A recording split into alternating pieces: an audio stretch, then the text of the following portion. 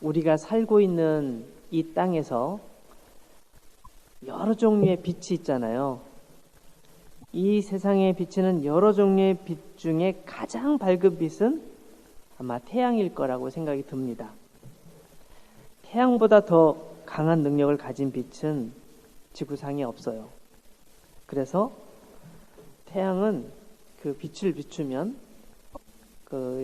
우리가 키워놓은 불이 아무 효과가 없죠. 지금 앞에 우리 프로젝터로 빛을 쏘고 있는데요. 이 빛이 굉장히 강하니까 글씨가 저게 잘 보이지만 햇빛이 비치면 다 사라져 버리잖아요. 태양은 지구의 109배나 되는 별이라고 해요. 아주 큰 별이죠. 태양에서 비치는 빛이 이 세상에 비춰질 때 식물들은 그 빛을 받으면서 광합성 작용을 하고 그래서 열매를 맺고 잎사귀를 피우고 이렇게 다양한 활동들을 합니다. 동물들은 그 식물에서 나오는 것들을 먹으면서 살죠. 또 다른 동물들은 그런 생명체를 먹으면서 또 살고. 그래서 만약에 태양빛이 이 땅에 비치지 않는다면 아마 이 땅에 어떤 생명체도 살기 어려울 것입니다. 우리가 밤에는 아주 예쁜 달이 뜨는데 사실 달빛도 알고 보면 스스로 빛을 내는 것이 아니라 우리가 잘 아는 것처럼 태양빛을 받아서 반사시키는 빛이죠. 만약에 태양이 없다면 달빛도 사라지겠죠. 달빛은 진짜 자기 빛이 아닌 거예요. 진짜 빛을 내는 것은 태양이죠. 그래서 과거부터 사람들은 태양에 대한 그 존경심, 두려움, 때론 감사함 이런 것을 담아서 태양을 신으로 여겨서 신으로 섬겼습니다. 태양을 신으로서 존중하고 경배했습니다. 온 세상을 다스리는 신은 태양이라고 생각하고 무한한 존경과 경외심을 보냈던 많은 인류 역사의 모습들을 우리는 볼 수 있습니다. 그리고 어떤 왕이나 위대한 사람이 태어날 때는 태양의 전기를 받았다는 그런 얘기라든지 꿈에 태양이 품속으로 돌았다든지 그런 얘기를 하면서 그 사람의 권위를 높여주기도 했습니다. 근데 우리가 과학이 발달하면서 이 온 우주에는 태양과 같은 크기의 별이 무수하게 많다는 사실을 알게 됐고 심지어는 태양보다 수십억만 배 큰 그런 발광체들이 우주에는 어마어마하게 많다는 것을 과학자들이 발견해내고 있습니다. 그렇게 생각해 보면 태양은 아주 조그마한 별에 불과한 것이죠.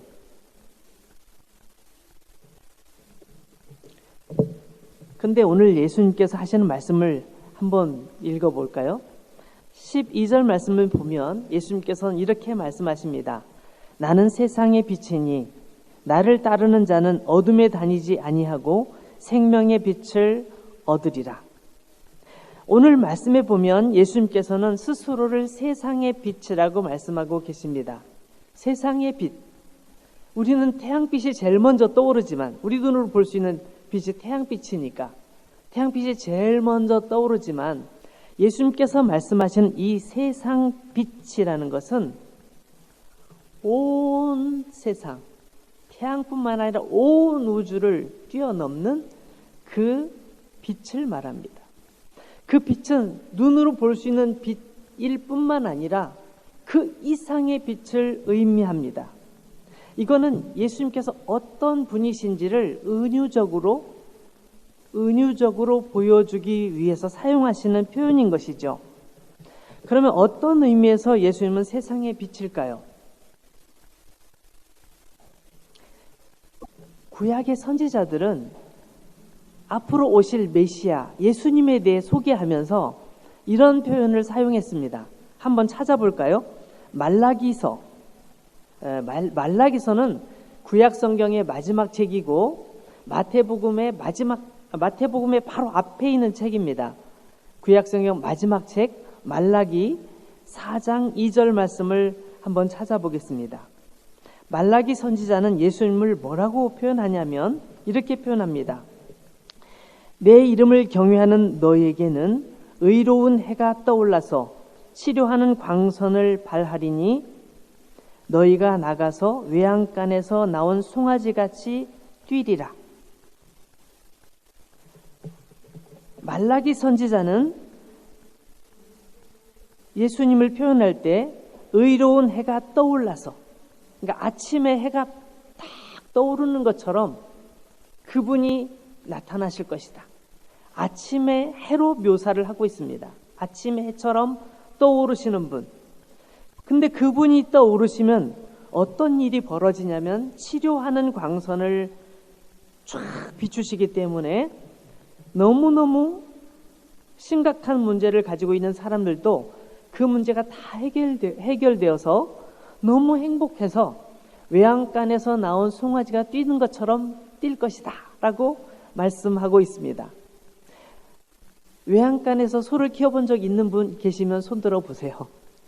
외양간에 소를 키워본 적 있어요? 외양간에 소가 있는 걸 본 적은 있으시겠죠. 근데 외양간에서 소를 키워본 분은 몇 분 안 될 거예요. 외양간에서 소를 키우면 소가 되게 답답해합니다. 그래서 하루에 한 번씩은 밖에 나와서 풀을 뜯어먹게 하고 이렇게 해야 되는데, 특히 겨울철이 되면 밖에 풀이 없기 때문에 밖에 나가지 못하고 외양간에만 있어요. 외양간에 있는 동안 소는 새끼를 낳기도 하고 또 겨우 내내 그 안에 갇혀 있기 때문에 몸이 좀 되게 더러워지기도 합니다. 봄이 되면 풀들이 쫙 자라잖아요. 그러면 소를 끌고 밖으로 나갑니다. 송아지들도 어미소를 따라서 밖에 나갑니다. 소들이 밖에서 풀을 뜯으면서 행복해하죠. 근데 여기 보니까 외양간에서 나온 송아지같이 뛴대요. 저는 이게 너무너무 잘 이해가 됩니다. 저희 집에는 소가 9마리까지 키워본 적이 있는데요. 작은 농가였지만 소를 키웠어요. 그래서 소를 키우다 보면 딱 데리고 나가잖아요. 그럼 소들이, 큰 소들도 되게 기분이 좋아해요. 막 큰 소들도 뛰는 경우들이 있습니다.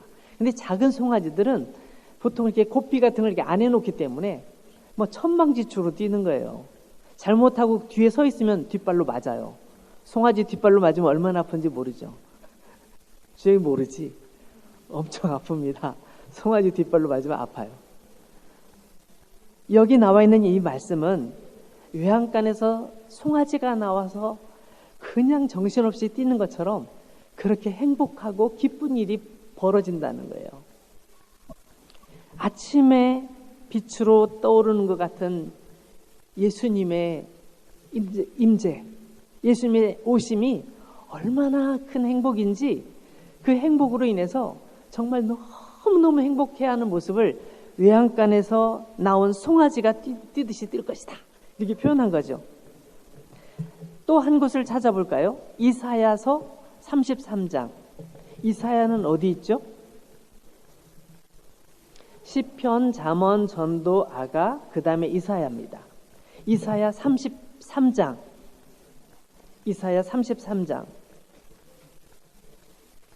네, 이사야 33장 2절 말씀을 보겠습니다.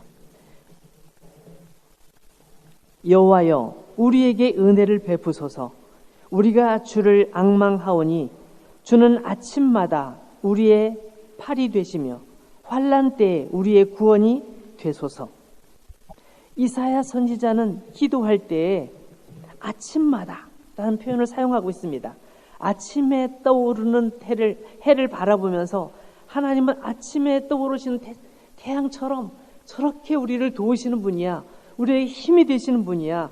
우리가 힘들고 어려울 때, 환난이 될 때 우리의 팔이 되시고 환난 때 우리를 구원하시는 그 구원이시야 라고 고백하면서 하나님 그렇게 우리를 도와주십시오 라고 기도하고 있습니다. 성경에서 아침빛은 하나님의 은혜와 생명과 구원과 소망을 상징합니다. 여러분, 해가 아침에 떠오르는 그 햇살이 참 강렬하잖아요. 아침에 떠오르는 햇살 한번 생각해 보시기 바랍니다. 예수님은 황혼의 태양이 아니에요. 황혼의 태양이라고 말하지 않아요. 여러분, 해가 질 때 그 지는 해는 어떤 의미를 가지고 있어요? 소멸을 의미하잖아요. 그래서 해가 지면서 어둠이 몰려오죠. 어둠이 빛을 덮어버리는 듯한 느낌을 받아요. 온 세상에 어둠이 덮이면 해가 사라져버리는, 해는 어디로 가는지 사라져버리는, 그러니까 황혼의 햇빛을 말할 때는 인생의 끝자락, 삶의 끝, 모든 것이 끝났다 말할 때 황혼, 그런 표현을 사용하죠. 그러나 아침의 태양은 뭐예요? 모든 것이 시작되는 것, 힘이 넘치는 것, 솟아오르는 것, 그것을 의미합니다. 예수님은 황혼빛이 아닙니다. 어둠에 밀려가고 어둠에 밀려가 버리는, 사라져 버리는 빛이 아니라 어둠을 몰아내면서, 그죠? 온 세상이 캄캄하다가 해가 탁 떠오르는 순간 그 어둠들은 다 사라져 버립니다. 그죠? 어둠을 몰아내 버리고 온 세상을 빛으로 환하게 비추는 하나님의 능력, 권능을 아침의 빛으로 성경은 표현하면서 예수님은 아침의 빛과 같이 강력한 능력으로 세상을 치유하시고 회복하시고 환난을 이기게 하시고 능력을 베푸신다고 말씀하고 있습니다. 그래서 예수님을 가리켜서 요한복음 1장에서는 한번 찾아볼까요? 요한복음, 아까 우리가 8장을 찾았었는데 요한복음 이번엔 1장으로 갑니다. 요한복음 1장 4절 말씀을 보면 그 안에 생명이 있었으니 이 생명은 사람들의 빛이라 라고 말씀합니다. 어둠의 세력인 죽음의 권세, 죄의 권세를 이기는 것은 오직 빛이신 예수님에게만 있습니다. 그 밑에 요한복음 1장 9절부터 12절까지 말씀을 좀 더 봤으면 좋겠습니다. 여기 아주 중요한 그런 내용들이 나옵니다. 9절, 참빛 그 세상에 와서 각 사람에게 비추는 빛이 있었나니. 자, 여기는 빛이 어떤 빛이라고요? 참빛, 진짜 빛이에요. 태양빛이 가장 강력한 줄 알았는데 그건 아무것도 아니었어요. 저 우주에는 태양빛보다 수백 배, 수천 배, 수만 배, 수십만 배, 수십억 배 큰 그런 큰 별도 있는 거예요. 근데 그 별보다도 더 크신 능력이 누구에게 있다고요? 예수님에게 있다는 거죠. 더 밝고 더 영원한 빛, 진짜 빛, 진정한 빛은 예수님이시라고 9절 말씀 소개하고 있고요. 10절 말씀 보면 안타깝게도 이런 표현이 있습니다. 그가 세상에 계셨으며 세상은 그로 말미암아 지은 바 되었을 때 세상이 그를 알지 못하였고, 세상이 그를 알지 못했대요. 자, 여기 보면 두 가지가 나와 있는데, 첫째, 그가 세상에 계셨으며, 두 가지.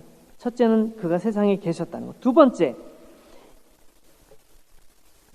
세상은 그로 말미암아 지은 바 되었다. 세상을 지으신 분이라는 거예요. 예수님은 단순히 세상에, 이 땅에 오신 2000년 전에 이 땅에 오신 예수님이 아니라 세상을 지으신 분이라는 거예요. 창조자라는 거예요. 세상에 계셨다는 표현은 어떤 의미가 있냐면 옛날에 계셨었지 이런 차원이 아니라 여기서 말하는 세상에 계시다는 표현은 예전에도 계셨고 지금도 계시고 앞으로도 계신 영원한 분이라는 의미를 담고 있어요. 여러분 이걸 좀 오해하실까봐 다른 곳, 이것을 더 분명하게 말씀하고 있는 곳을 찾아서 한번 읽어보겠습니다. 구약성경 10편 102편을 찾아보겠습니다. 구약성경 10편 102편. 10편은 1편, 2편 이렇게 말하죠. 1장, 2장 이렇게 말하지 않고 1편, 2편이라고 말합니다. 왜냐하면 시로 쓰여졌기 때문에 시를 말할 때는 1편, 2편 그렇게 말합니다. 자, 10편 102편 25절과 26절과 27절을 제가 한번 읽어보겠습니다. 25절, 주께서 옛적에 땅의 기초를 놓으셨사오며 하늘도 주의 손으로 지으신 바니이다. 주님께서 땅에 기초를 놓으셨고 하늘도 다 만드셨다고 말씀하고 있습니다. 창세기 1장 1절에 태초에 하나님이 하늘과 땅을 천지를 창조하셨다고 말씀하셨는데 그 말씀이 여기 다시 기록되어 있죠. 26절 천지는 없어지려니와 주는 영존하시겠고 그것들은 다 옷같이 낡으리니 의복같이 바뀌려니와. 자, 하나님께서 만드신 하늘과 땅, 천지는 언젠가는 없어지는 날이 있어요. 그렇게 말씀하고 있죠. 없어지겠지만 그것을 만드신 주님께서는 영원히 존재하신다. 영원히 계신다. 그게 영존, 영원히 계신다 라고 말씀하고 있지요. 27절 주는 한결같으시고 주의 연대는 무궁하리이다. 무궁, 끝이 없다는 뜻이죠. 자, 여기서 하나님에 대한 찬양을 올려드리고 있는데 이 찬양 속에 담겨있는 하나님의 모습은 온 세상을 창조하셨고 창조하시기 전부터 계셨고 영원히 끝이 없이 영원히 계신 분이라고 말씀하고 있습니다. 근데 요한복음에서는 그 하나님, 그 주님이라고 표현된 그분을 예수님이라고 말하고 있습니다. 그러면 하나님과 예수님은 같은 분이신가요? 같은 분이십니다. 이것을 조금 어려운 표현으로 삼위일체라고 말합니다. 성경에 보면 하나님과 예수님이 같은 분으로 또는 하나님과 성령님이 같은 분으로 또 예수님과 성령님께서 같은 분으로 그렇게 기록된 곳이 너무너무 많습니다. 구약 성경에도 예수님이라는 단어가 한 번도 안 나오던데요 라고 말하는 사람도 있지만 구약 성경을 연구하면 연구할수록 아, 이분이 바로 예수님이시구나. 아, 예수님이 이렇게 표현되어 있구나. 아, 나는 몰랐는데 예수님 내용밖에 없네. 심지어는 예수님께서 그렇게 말씀하셨습니다. 너희가 성경을 열심히 읽고 있는데 이 성경은 나에 대해서 이야기한 거야 라고 예수님께서는 말씀하실 만큼 구약 성경에는 예수님에 대한 이야기가 가득 채워져 있습니다. 그래서 삼위일체 하나님과 예수님과 성령님 세 분이시지만 한 본질을 가지고 계시다. 이렇게 고백하는 것이 삼위일체 고백입니다. 좀 어려운 표현이긴 한데요. 이해하기도 좀 쉽지는 않습니다. 근데 성경의 많은 부분에 그 증거들이 나와 있고 우리가 매주 예배 끝날 때 마지막 축도가 있잖아요. 축도 순서에 보면 그 내용이 주 예수 그리스도의 은혜와 하나님의 사랑과 성령의 교통하심이 너희 무리에 함께 있을지어다 이렇게 하는 부분인데 거기가 삼위일체가 정확하게 나와 있는 표현입니다. 그래서 예수님께서 지금 요한복음에 나와 있는 예수님에 관한 내용과 지금 우리가 읽은 시편 말씀과 똑같은 표현으로 하늘에 계신 성부 하나님과 이 땅에 계신 성자 예수님이 같은 분으로 표현되고 있는 것을 알 수 있죠. 예수님께서 이렇게 설명을 하고 계신데 그때 사람들이 뭐라고 얘기합니까? 요한복음 3장에 가면 한번 볼까요? 요한복음 3장으로 가보겠습니다. 예수님께서 세상의 복음으로 빛으로 오셨음에도 불구하고 사람들의 반응은 어떻게 됐다고요? 한번 3장 19절 말씀을 보십시오. 3장 16절은 여러분들이 잘 아는 내용일 거예요. 하나님이 세상을 이처럼 사랑하사 독생자를 주셨으니 이는 그를 믿는 자마다 멸망하지 않고 영생을 얻게 하심이라. 쭉 나와 있고 17, 18절 쭉 나가다가 19절 그 정죄는 이것이니 곧 빛이 세상에 왔으되 사람들이 자기 행위가 악함으로 빛보다 어둠을 더 사랑한 것이니라. 악을 행하는 자마다 빛을 미워하여 빛으로 오지 아니하나니 이는 그 행위가 드러날까 하미요 진리를 따르는 자는 빛으로 오나니 이는 그 행위가 하나님 안에서 행한 것임을 나타내려 함이라 하시니라. 예수님께서 이 땅에 오셨을 때 사람들의 두 가지 반응이 나타났습니다. 예수님께서는 하나님의 복음을 계속 전하고 계셨고 병든 자를 치유하기도 하실 뿐만 아니라 죽었던 사람을 살리기도 하시고 놀라운 일들을 많이 하셨는데 사람들은 다 깜짝깜짝 놀라는 거죠. 저분이 도대체 누구야? 라고 말하면서도 일부 사람들은 끝까지 예수님을 거부해요. 일부 사람들은 저분은 나의 주님이시고 나의 구원자이시다 라고 말하고 있었지만 어떤 사람은 끝까지 거부합니다. 왜 그런가 봤더니 여기에 나와 있어요. 한 종류의 사람들은 빛을 미워하고 빛으로 나오지 않아요. 왜냐하면 자기의 죄와 악한 행동들이 드러날까봐, 내가 악하다는 것이 드러날까봐 예수님께로 나오지 않고 예수님을 거부하는 거죠. 그러나 다른 사람들은 빛으로 나와요. 왜요? 왜냐하면 진리를 따르는 사람들이기 때문에 그럽니다. 21절에 진리를 따르는 자는 빛으로 나니 그랬잖아요. 이게 어떤 의미일까요? 예수님의 말씀을 들어보니 다 맞습니다. 다 맞아요. 진리입니다. 틀린 것이 하나도 없습니다. 제 마음속에 깊이 있는 원래 나만 혼자 생각하는 그것까지도 하나님은 다 알고 계시고 예수님께서 그걸 다 저에게 얘기해 주셨고 다 깨닫게 해 주셨습니다. 제 마음속 깊은 곳에 있는 것까지 아시는 그분 예수님은 정말 제 잘못한 것까지 다 알고 계시는군요. 맞습니다. 그렇게 말씀하신 거 맞아요. 제가 정말 잘못했어요. 제가 나쁜 사람이에요. 제가 정말 부끄러운 죄를 저질렀어요.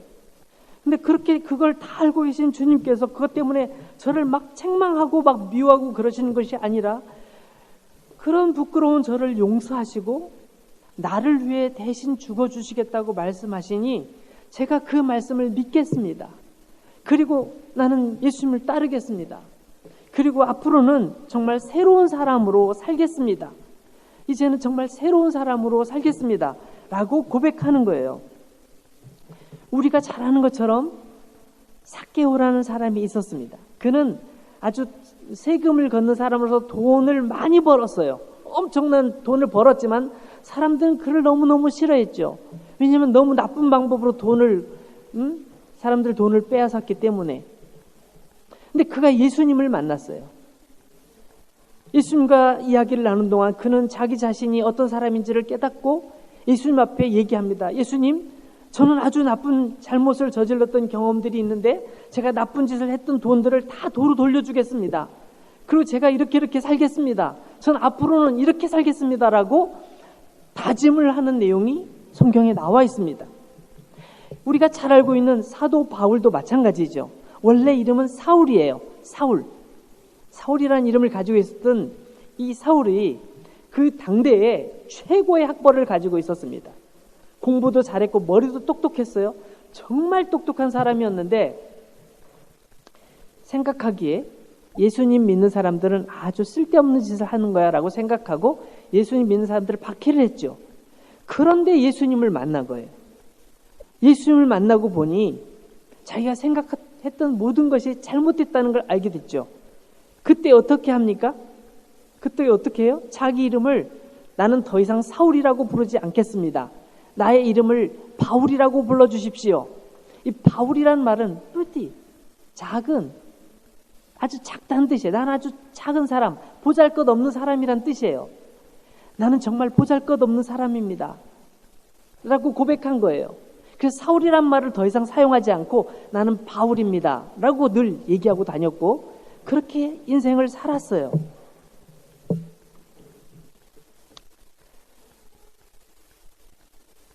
그는 그렇게 살면서도 행복했어요. 왜냐하면 예수님이 나의 영원한 빛이 되어주셨고 나의 구원자가 되셨고 나를 영원한 천국으로 이끄실 분이시기 때문에 그에 대한 믿음으로 인해서 어떠한 고난도 슬픔도 심지어는 저 깊은 곳에 감옥에 들어가 있어도 그는 기쁨으로 찬송을 부를 수 있을 정도로 그의 삶은 완전히 바뀌게 됐죠. 제가 기독교 역사상 아주 굉장히 중요했던 인물 한 사람에 대해서 좀 설명을 드리고 오늘 말씀을 마칠까 생각합니다. 교회사 속에서 정말 행복이 뭔지 행복을 찾기 위해서 정말 노력했던 위대한 인물이 있는데 그 사람은 어거스틴입니다. 정말 독보적인 존재입니다. 그래서 기독교 역사를 말할 때 어거스틴이 등장하기 전과 어거스틴이 등장한 다음 이렇게 기독교 역사를 나누는 사람도 있을 만큼 기독교 역사에서 아주 중요한 역할을 했던 사람이죠. 근데 그 어거스틴도 어렸을 때는 많이 방황했습니다. 어거스틴이 17살 때 엄청나게 똑똑했어요. 북아프리카 수도 카르타고에서 살고 있었는데 그 당시에 카르타고에서 수학을 공부하면 공부 잘하는 사람들이 수학을 공부했는데 그 중에 수석을 했어요. 항상 1등. 시험 보면 항상 1등. 정말 머리가 좋았습니다. 명석한 두뇌를 가지고 있었지만 난 더 성공할 거야. 더 유명해질 거야. 더 잘 되고 싶어. 그래서 공부를 더 열심히 했어요. 근데 공부를 열심히 할 뿐만 아니라 또 나쁜 짓도 많이 했어요. 그래가지고 성적인 쾌락 그런 걸 막 누리고 싶어 했던 거죠. 그 17살에 여자를 만나가지고 막 살면서 아이를 낳고 막 그러는 거예요. 근데 이 어거스틴이 생각할 때 공부를 열심히 하면 정말 사람들보다 가장 높은 자리에 있으니까 뭔가 내가 행복할 줄 알았는데 행복하지를 않은 거예요. 뭐가 행복할까 막 찾다 보니까 여자를 만난 거거든요. 여자를 만나니까 너무 행복한 거야. 이게 행복이었구나 막 생각했는데 조금 지나고 나서 보니까 그게 행복이 아니었던 거예요. 이건 행복이 아니었어. 난 이게 행복한 건 줄 알았는데 이게 가장 행복하게 해주는 건 줄 알았는데 이것도 아니에요. 그럼 뭐가 행복한 거야? 행복을 찾아다니다 행복이 없어요. 엄마는 너무너무 신앙이 좋은 기독교인이었는데 엄마를 따라서 다시 뭔가 좀 신앙생활을 해보려고 했는데 자기는 재미가 없어요. 뭐야 엄마는 왜 이렇게 재미없는 걸 믿고 계신 거야 라고 생각하고 신앙생활에 관심이 없는 거예요. 막 그러던 중에 키에르 케고르 아시잖아요. 키에르 케고르가 쓴 책을 이렇게 읽다가 와 인생의 깊이가 여기 있구나 생각하게 된 거예요. 그래서 철학책을 읽기 시작했어요. 철학책을 읽는데 와 정말 인생의 모든 문제를 논하는 이 철학이 너무 위대해 보였던 거예요. 그래서 철학을 깊이 연구하는데 연구하다 보니까 이것도 행복이 아닌 거예요. 이거 행복이 아니야. 너무 정말 불행하다 생각이 들었어요. 뭐야 행복이란 어디 있을까? 행복이란 어디 있을까? 그러다 마니교라는 어떤 종교에 또 막 몰입을 했어요. 거기 막 열심히 했는데 거기에도 정말 이상해. 그 사람들 너무 이상해. 그러고 그만뒀어요. 그리고 고향으로 돌아와서 집에 있었는데 집에 친한 친구가 한 명 있었어요. 그 친구하고 같이 지내면서 너무너무 행복한 거예요. 친구하고 같이 지내니까 너무 재밌잖아요. 그러니까 우리 뭐 하러 갈까? 그래 그거 하자. 우리 이거에 대해서 얘기할까? 그래 그거 얘기하자. 막 얘기하고 있었는데 어느 날 친구가 갑자기 죽어버린 거예요. 자기가 정말로 다른 여자도 아니고 철학도 아니고 뭣도 아니고 정말 내가 정말 나하고 마음을 터놓고 얘기할 수 있는 좋은 친구였는데 친구가 갑자기 죽어버리니까 충격을 받은 거예요. 이게 뭐지? 내가 살아서 뭐하나? 막 이런 막 절망에 사로잡히면서 굉장히 괴로워하고 있을 때 그런 생각이 든 거예요. 성경을 한번 읽어보자. 우리 엄마는 하나님을 믿고 예수님을 믿는데 항상 변함없으시고 늘 나를 위해 기도해 주시는 게 똑같으시고 늘 나를 사랑해 주시는데 나도 성경 한번 읽어볼까? 그래서 성경을 읽기 시작했어요. 그래서 성경을 읽다 깜짝 놀란 거예요.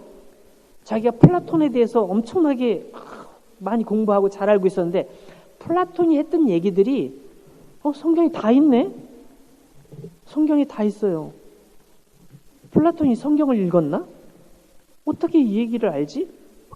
막 플라톤이 굉장히 위대하다고 생각했는데 플라톤도 별거 아니었구나. 성경책 내용 다 있었던 내용이네 라고 알게 됐어요.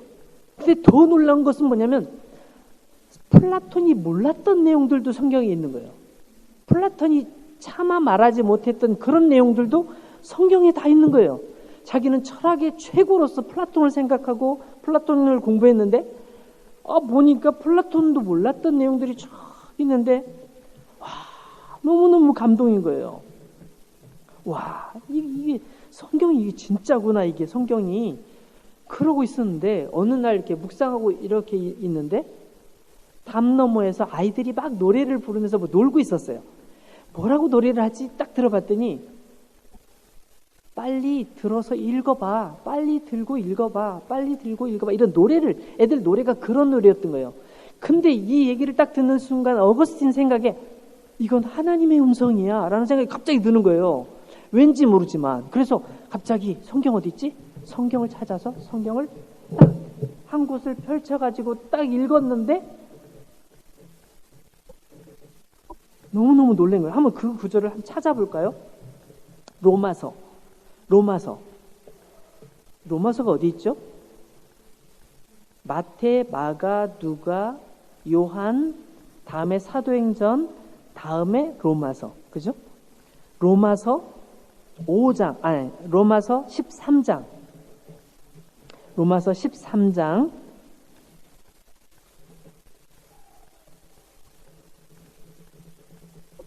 13절부터 14절까지 보겠습니다. 로마서 13장 13절부터 14절까지. 거기 11절부터 보면 앞에 중요한 내용이 나오는데 거기부터 그냥 읽어볼까요? 또한 너희가 이 시기를 알거니와 자다가 깰 때가 벌써 되었으니 이는 이제 우리의 구원이 처음 믿을 때보다 가까웠습니다. 밤이 깊고 낮이 가까웠으니 그러므로 우리가 어둠의 일을 벗고 빛의 갑옷을 입자. 낮에와 같이 단정히 행하고 방탕하거나 술 취하지 말며 음란하거나 호색하지 말며 다투거나 시기하지 말고 오직 주 예수 그리스도로 옷 입고 정욕을 위하여 육신의 일을 도모하지 말라.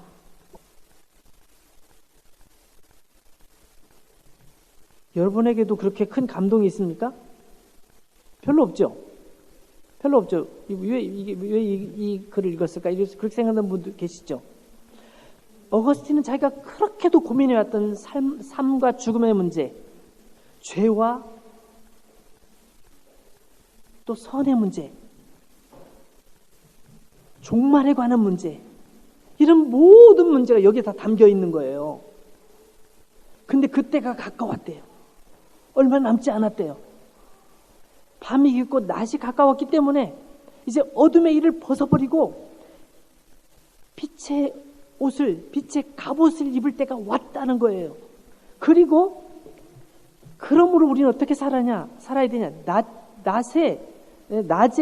낮에 사는 것처럼 옷을 단정하게 입고, 단순히 옷만 단정하게 입는 게 아니죠. 삶을 단정하게 하고, 하나님께서 곧 이 땅에 임하실 하나님의 심판, 하나님의 임재를 사모하면서 하루하루를 살아가는 것, 그것이 진정한 행복이고 진정한 삶의 의미라는 것을 어거스틴은 이 말씀을 읽으면서 발견한 거예요. 그래서 이 구절을 읽고 나서 뭐라고 얘기했냐면 이렇게 얘기했어요. 나는 더 이상 읽고 싶지도 않았고 또한 더 읽을 필요도 없었다. 그날 그 시간에 이 말씀이면 충분했던 거예요. 이거였어. 난 이걸 여태껏 몰랐구나. 내가 그렇게 행복을 찾아다녔지만 진짜 행복이란 뭐냐? 바로 말씀 속에 있는 이거였어. 그래서 그는 그 인생을 완전히 180도 바꿨어요. 그 가장 기독교 사상 존경받는 교부 중에 한 명이 이 어거스틴입니다. 교부 중에 단 한 명만 꼽으라면 어거스틴을 대부분 다 꼽을 거예요. 그만큼 그는 엄청난 삶의 변화를 본인이 겪었을 뿐만 아니라 세상 모든 사람들에게 그 영향력을 전해주는 위대한 삶을 살게 됩니다. 그는 빛 되시는 예수님을 그렇게 만난 거예요. 예수님이 빛이시라는 사실을 그렇게 깨닫게 된 거예요. 예수님을 만나고 나니 여태껏 내가 알고 있던 모든 것들이 다 의미 없어지고 진정한 예수님 안에서의 참 빛을 발견하게 된 것이죠. 여러분 그 말씀하시죠. 고린도후서 5장 17절. 혹시 모르는 분 계시면 한번 찾아보세요. 이 말씀은 우리가 다 외워야 될 말씀인데 고린도후서 5장 17절 말씀 보면 그런즉 누구든지 그리스도 안에 있으면 새로운 피조물이라. 이전 것은 지나갔으니 보라 새 것이 되었도다. 이건 누가 고백한 내용이에요? 사도 바울이 고백한 내용이기도 하고 우리 모두의 고백이기도 하죠. 예수님 안에 있어 보니 내가 완전히 새로운 사람으로 달라진 거예요. 와, 그걸 모르다니. 어거스틴도 마찬가지였겠죠. 어거스틴도 이 구절 읽으면서 맞아, 바로 이거야. 내가 예전에는 몰랐었는데 예수님 안에 있으니 얼마나 이 놀라운가. 내가 내 인생이 완전히 바뀌어버렸네 라는 사실을 알게 됐죠. 제가 예수님을 처음 정말 예수님의 사랑을 경험했을 때 저도 그런 느낌을 받았어요. 이 세상의 환경이 아무것도 달라진 게 없어요. 그런데 제가 달라지고 나니까 세상이 다 다르게 보는 거예요. 모든 것이 아름답고 모든 것이 예쁘고 모든 것이 행복하고 모든 것을 이겨낼 수 있는 힘이 내 속에 있다는 걸 알게 됐고 그것이 주님 안에서 기쁨이더라고요. 우리 요한복음 우리 본문으로 돌아가서 다시 이 부분을 한번 읽어보겠습니다. 요한복음 8장 12절 말씀 한번 띄워줄래요? 요한복음 8장 12절. 예수께서 또 말씀하여 이르시되 8장 12절. 우리 성경 가지고 있는 사람은 찾아서 요한복음 8장 12절. 예수께서 또 말씀하여 이르시되 나는 세상의 빛이니 나를 따르는 자는 어둠에 다니지 아니하고 생명의 빛을 얻으리라. 여러분 우리는 어둠에 다닐 사람들이 아닙니다. 부끄러운 일, 사람들이 보면 안 돼, 사람들이 알면 안 돼, 그런 일에 다닐 사람들이 아니라 빛으로 다닐 사람들입니다. 빛으로 다닐 사람들입니다. 그렇게 말씀하시잖아요. 나는 세상의 빛이니 나를 따르는 자는 어둠에 다니지 아니하고 생명의 빛을 얻으리라. 여러분 여기 따른다는 표현을 쓸 때는 이건 세 가지 의미가 있어요. 첫 번째, 군대에서 앞에 장군이 나를 따르라.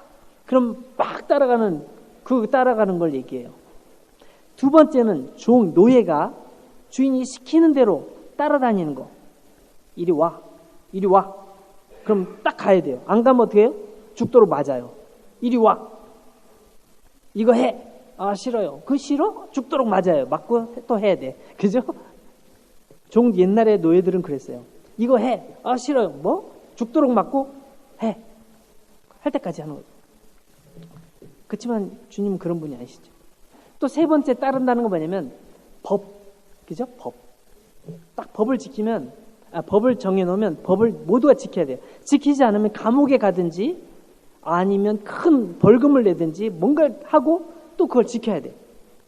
그럴 때 따른다고 말하는 거죠.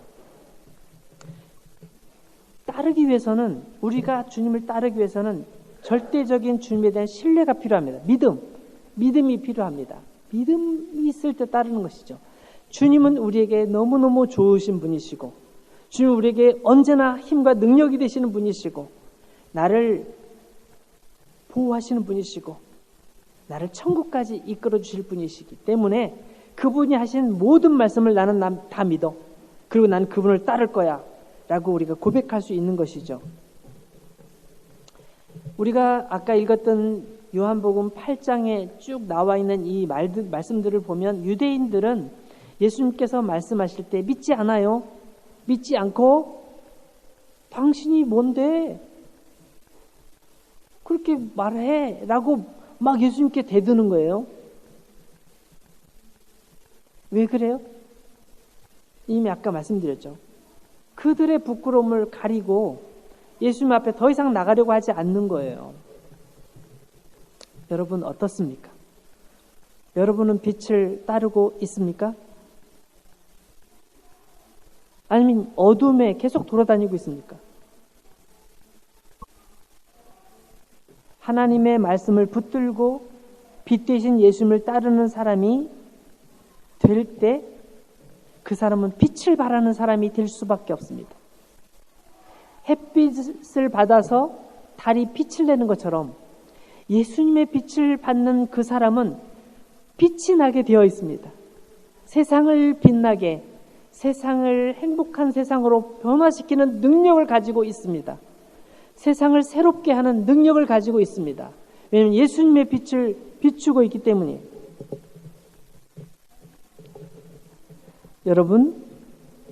여러분은 예수님의 빛을 따르고 예수님의 빛을 따라다님으로 인해서 예수님의 빛을 받아서 세상의 빛을 비추시는, 세상의 행복을 전하는, 세상의 사랑을 전하는, 세상의 기쁨을 전하는 여러분 되시기를 축복합니다. 기도하겠습니다.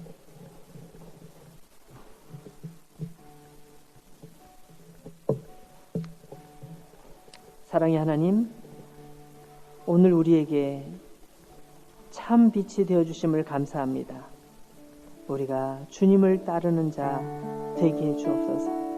참 빛이 되신 주님을 따르게 해 주옵소서. 사랑하는 주님, 주님이 계셔서 너무나 감사합니다. 우리의 부끄러운 죄가 있음에도 불구하고 우리를 용서하시고 하나님의 자녀 삼아주시고 거룩한 하나님의 나라로 초대해 주셔서 감사합니다. 우리의 모든 삶 속에서 주님을 높이며 주님과 동행하는 저희들 될 수 있도록 도와주시옵소서. 우리 주 예수님의 귀하신 이름으로